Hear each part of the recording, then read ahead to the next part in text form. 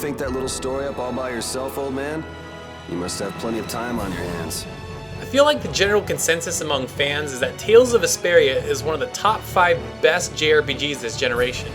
The only unfortunate thing about the game is that it was only released on the Xbox 360 in the West, a system not really known for its deep JRPG library. Nonetheless, Vesperia really stands head and shoulders above the competition with its great cast of characters, beautiful art style, and tight gameplay. With Tales of Xillia on the horizon, is Vesperia worth visiting if you haven't already? Stick around and I'll tell you all about it. We'll just go pay a visit to the goddess and be on our way. In Tales of Vesperia, you play as the former Imperial Knight Yuri Lowell, voiced by the incredibly talented Troy Baker. Yuri is kind of a Robin Hood of sorts in Vesperia, as he holds a real contempt for government. He'll go to great lengths to do what he thinks is right and help those in need, even at the risk of his own well-being. The world in Tales of Vesperia revolves around a powerful resource called Blastia. It's used to power a wide array of tools from water systems to barriers protecting towns and villages. People have also been able to refine this Blastia for combat purposes, referring to it as Bodhi Blastia. Damn it, Yuri! Just because you can do a few tricks with that Bodhi Blastia, you think you're invincible. One afternoon, Yuri is alerted to a crisis in the lower quarter where he lives. An Aqua Blastia has been stolen, which is causing massive flooding in the lower quarter. Yuri sets off to find the culprit who did this and ends up getting caught in a larger plot than he could have possibly imagined. Like any JRPG, you'll have characters with similar goals join your cause, and you'll learn more about the world, Blastia, and everyone's motives throughout. While I typically don't really care for the plot in Tales games most of the time, Vesperia had me constantly intrigued. There's so many unanswered questions and mysterious characters you encounter that you want to keep playing to learn more. Outside of a few annoyances, the casts are all really interesting, and I found the side dialogue sequences quite enjoyable as well. Yuri isn't the stereotypical spiky-haired protagonist who broods in the corner, but rather is kind of an asshole and throws around some witty lines. I also really liked Rita for her snarky attitude. She can be quite funny at times. What are you looking at? I was just surprised. You're actually a nice person. I knew it would be a pain to bring you along. I should have just come by myself. Tales of Vesperia retains the standard elements from the series, which are, however, unique from other series in the genre. The general design is still a classic JRPG at heart. They'll travel to different towns through an open world map, explore dungeons, and embark on side quests. One staple of the Tales series, though, is its action-oriented combat. Before battles, you can see enemies on the map and encounter them at will or let them run into you. Battles then take place in enclosed arenas that allow you to freely move around and attack on command.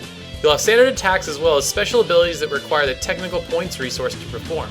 Finding your favorite skills and ways to combo them together is one of the best parts about the combat system. The system is also quite intuitive and one of my favorite battle systems of any JRPG. Cooking also makes a return in Vesperia. After and in between battles, you can cook and eat food and restore health, TP, or boost various attributes. Start with a few basic recipes, but can find more through exploration or tracking down the hidden chef throughout the world. Tales of Vesperia also has great town and dungeon designs, which makes exploring all the more fun. Early in the game, you're given a ring which is used for stunning enemies and solving puzzles and dungeons.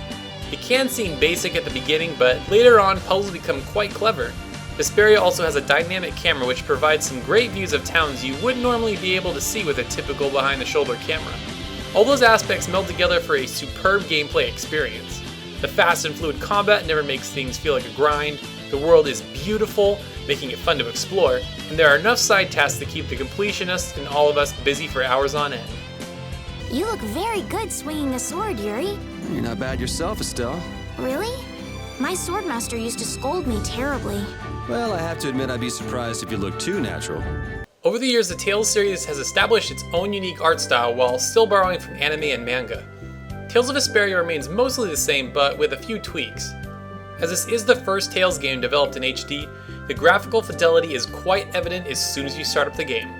Character models look crisper, areas are more detailed, and everything in the world just pops a little bit more. Character models almost seem to have a slight glow to them. This might be the way I recorded the footage, but that's how they look to me. And this isn't a bad thing by any means. Characters look absolutely beautiful. I mentioned that the town design in Vesperia is excellent, but there are areas in the game that truly stand out amongst other areas in past Tales games. Halure and Dawngrest in particular were quite memorable for me personally. Halure for its beautiful use of nature and bright colors, and Dawngrest for its opening camera angle and feeling like it's a living, breathing place. With so many buildings and lights, Dongres feels like an actual place you could go, truly a sign of excellent design. The soundtrack is pretty solid overall, with the world map and battle theme being the standout tracks. You might find a few others you enjoy, but overall, the music isn't anything to write home about. You're really sold on the characters through the voice acting, for better or worse. Yuri and Rita, played by Troy Baker and Michelle Ruff respectively, were definitely my favorite characters thanks to some excellent voice acting. You're really sold on their charm and grow to like them. I personally couldn't stand Carol though on quite a few levels. He was pretty whiny and annoying. Oh, man, that hurt! The rest of the cast does a really solid job selling each of the characters in believable ways. There are so many more things we could learn. If only our journey would continue.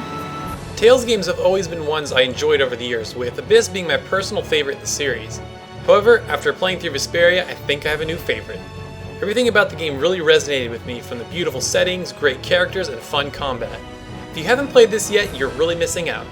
I have a feeling Tales of Xillia is going to blow us all away, but until that day comes, Vesperia is a fine placeholder.